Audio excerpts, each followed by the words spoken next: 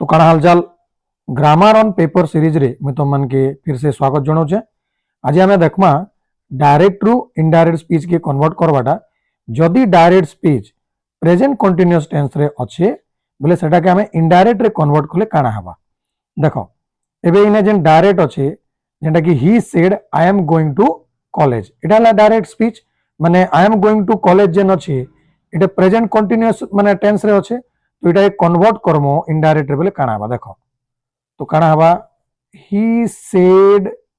That I रटा ही जीवा कहाँ जे ही सेड अच्छे देन एम रटा वाज हे जीवा then going to college it means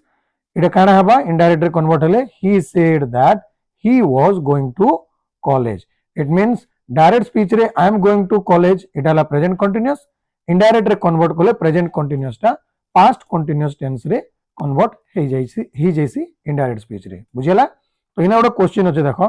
they said we are going to Delhi इटा के इनडायरेक्ट रे कन्वर्ट कले केनता हवा कमेंट बॉक्स रे मते जणा हो। बहुत बहुत धन्यवाद।